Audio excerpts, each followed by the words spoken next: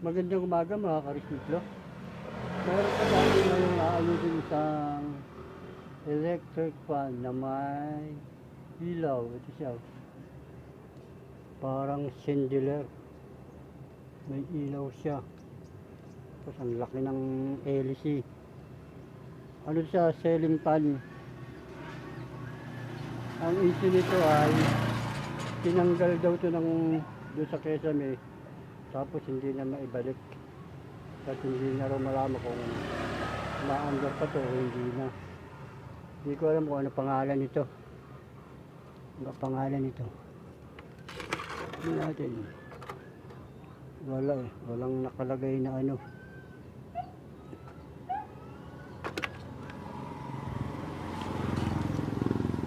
Ayan ang ating ayusin ngayon. Maganda kaya ang ilaw nito. Bago ko pala umpisan ayusin ito ay nais ko muna magpasalamat sa mga viewers ng Resiklo Repair.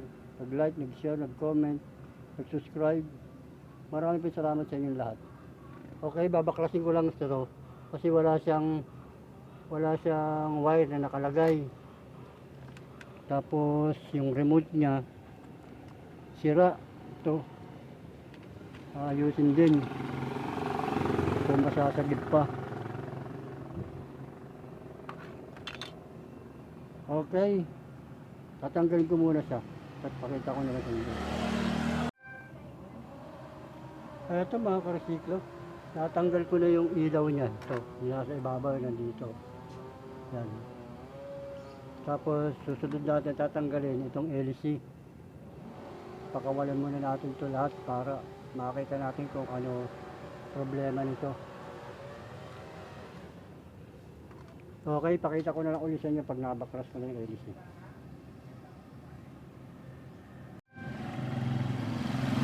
Ito mga karesiklo, hindi ko mabaklas yung LC kasi may tornilyo pa sa rito. Kaya binuksan ko muna itong ilalim. Ito yung line cord niya. Walang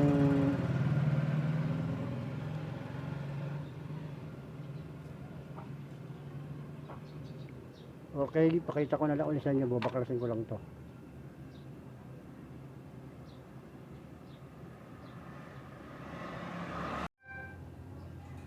Ito mga karesiklo, natanggal ko na ito isa. Ayan, lumutang na yung mga tornilyo ng LC. Tatanggalin pa natin ito. Okay.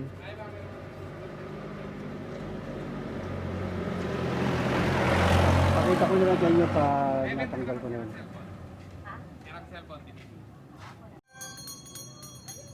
Ito mga karesiklo, nabaklas ko na yung LC. Ito yung LC. Ito yung motor. Ito yung panel board niya, yung control. Kasi para sa ilaw at saka sa AC.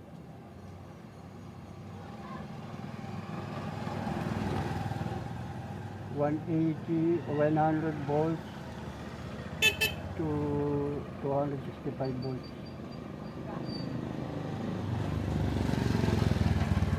180.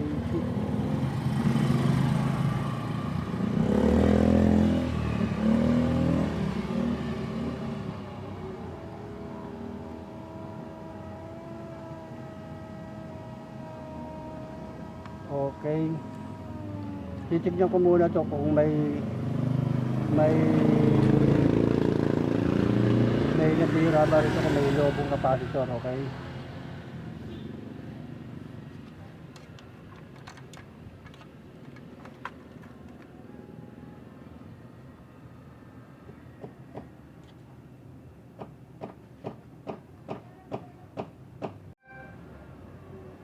Ito mga karesiklo, nabuksan ko na yung power supply niya.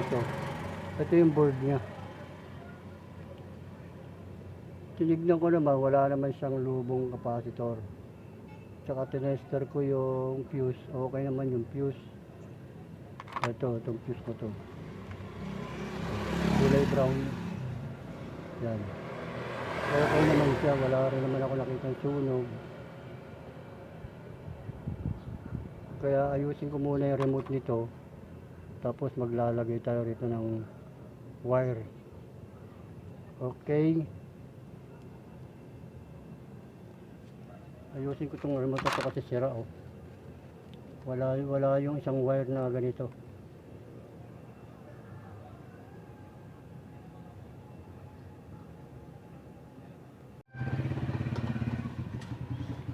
Ito mga karsiklo,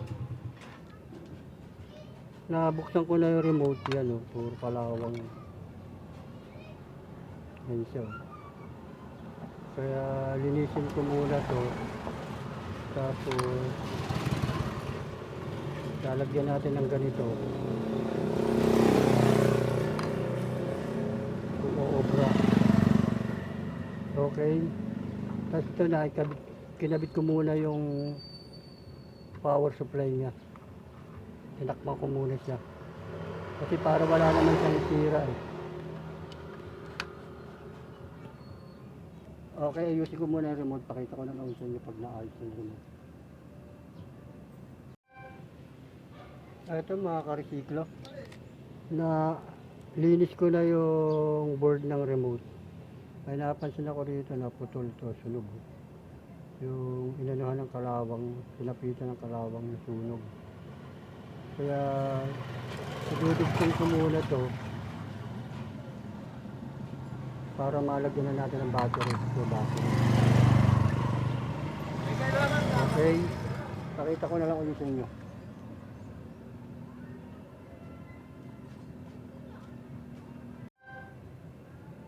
Ito mga karsiklo, na hinangan na natin itong naputol na to. Yan.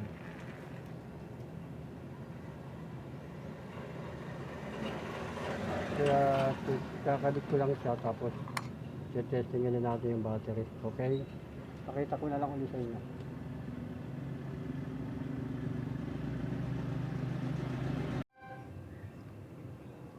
Ito mga karsiklo, nilagyan ko muna ng temporaryong saksakan ito. Ito siya. Tapos sinaksak ko lang muna yung ilaw. Huwag lang muna yung motor. Ay, ito. Huwag muna natin ito pagaganahin yung motor. Ito munang ilaw para kung gagana, okay. Kapag hindi ito gumana, ibig sabihin may sira. Okay, para matesting din natin itong remote na to kung nagre-respond pa ba.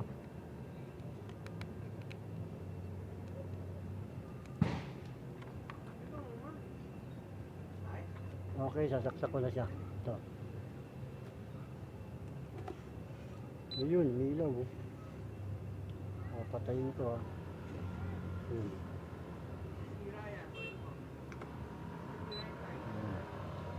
Okay, ngayon tignan natin kung gagana ba itong remote.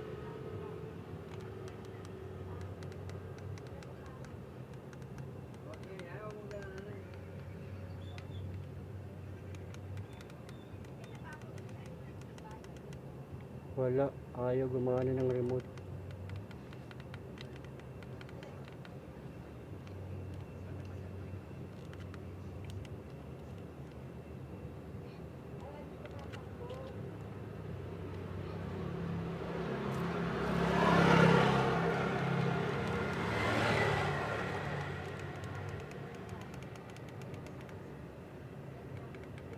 Ayaw gumana ng remote mga karsiklo.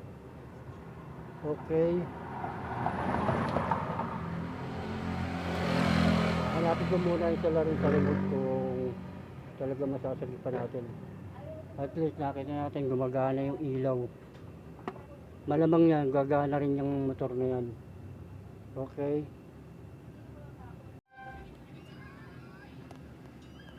Ito mga karsiklo, nahanap ko na talaga na hindi na natin maayos yung remote. Nakita ko na yung sakit niya. May butas siya rito. Shorted siya. And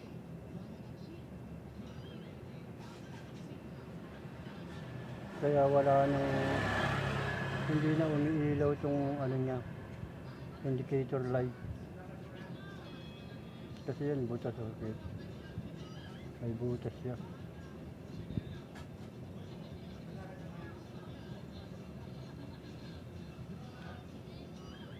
Hindi natin ito maayos kasi wala siyang sensor.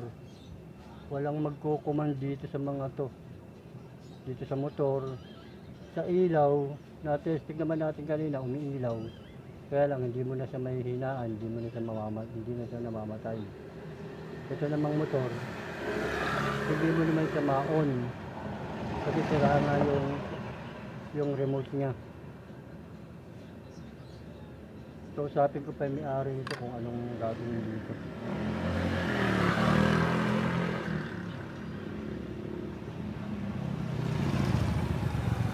Okay mga karusilyo, pakita